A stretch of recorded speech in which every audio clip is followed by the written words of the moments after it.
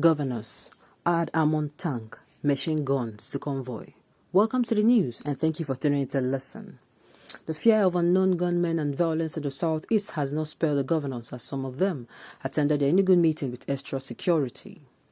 One of the government's Everyday News can confirm had 2 armored personnel carriers escorting him, as well as 2 machine guns deployed on top of 2 Hilux vans.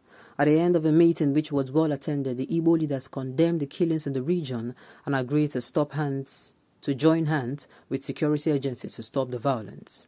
Meanwhile, there was a mild drama at the Enugu State Government House when the Imo State Governor, Senator Hope Uzodimma, arrived to attend the Southeast Security meeting with his entourage and attempted to enter the complex with its armored personnel carriers, APC, standing against orders and security protocol. But the Enugu Government House security stopped the entourage at the gate, insisting that visitors were not allowed into the government house with weapons. However, the Imo State Governor reportedly insisted that his 2 armored vehicles, manned by both police and army operatives, must accompany him in. This led to a heated argument between the Enugu Government House security operatives manning the gates and their Imo counterparts. After a prolonged argument, Governor Uzodimma ultimately had his way. But the Imo State Governor, who arrived late with his very heavily armed security detail, did not even stay up to 30 minutes before he departed. The Southeast Security meeting was attended by members of the Apex Igbo group, Ohaneze Ndị Igbo, governors of the Southeast, royal fathers, religious leaders, and other stakeholders. The security meeting was summoned based on killings and insecurity in Southeast recently that created fear of having the scheduled election in Ãmøùř State scuttled. This is I know this is not should be your focus right now, but this is a thing of, I don't know why it is cracking me up a little bit. I do not know, but I am at the same time saying, why would you go late for a meeting? Then you don't only go late for a meeting. Other people are there. You're not the only governor that is attending. Other people are there. Then you came in such a way that distracts the meeting. You create a scene. And at the end of the day, you don't even stay up to 30 minutes. It is, I do not know. Even this equity we are even talking about, some people are not even, it is not just within the commoners. This equity we are talking about is not the commoners. Nobody should be, everybody should be treated as a king. If everybody must be treated as a king, everybody should be treated equally. And everybody should follow protocol. Not being able to follow something as little as protocol for a meeting. What does it tell you? No matter the person you are, and you have, I know other governors will be meeting there, and I'm sure that they comply to. Well, like I said earlier, it's not supposed to be an area of focus because yes, they discussed about it, but I do not think that they even reached a conclusion. To me, it's uncalled for going to a meeting where you're going to have others there. You not only, had you even came early, that is even going to be okay. You came early, you came late, and you left early. And at the in between these things, which are not even insignificant, the most important thing is you disrupted, you created a scene. It's actually not, it is uncalled for.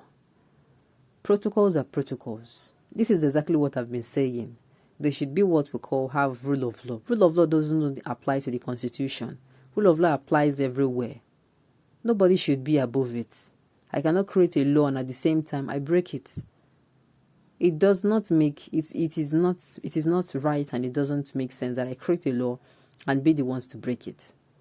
A lot of things that are going on is not right in any way. A lot of them. And this though this shouldn't be an area of focus, but like I said, little things matter. They do. The security begins at home. You cannot follow laws. You cannot follow laws of a meeting, and I do not know why.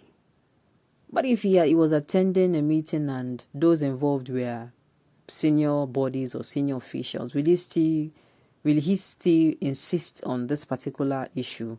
Yes, there's a fear of, okay, So are you saying now that he is saying he himself is scared, but others, he himself is scared, but others, they are not? Because in the news here, we are not told that any other person created a sin as he did. Well, like I said earlier, this should not be an area of focus. They did not tell us what they come up with. They did not tell us if they preferred any solutions as to help them the unrest. That's to help calm the unrest happening in the southeast. So we are hoping we're going to get information on what was said on it later. But to me, following things as it is supposed to be like, for you to be in a position where you command power, I think you should know how to take orders, so that when you dish out them, you yourself, you will know what it takes for the orders to be carried out. Yes, you don't make laws and at the end of the day, there are laws guiding this particular, no matter how small. If you're going to flip him now and this particular incident happened maybe with senior people attending, will he have acted this way? Will he have acted this way? To me, it is uncalled for. It's uncalled for, coming with 2 armored tank and security, and you are allowed in, and at the same time you create a scene, and when you're going out you steal. It doesn't speak so much of a person.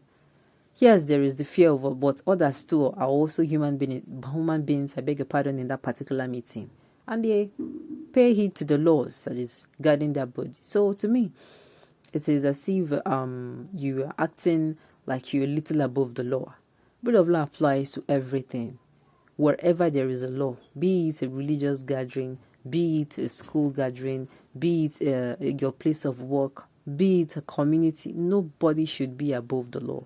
Everyone should be acting under the law.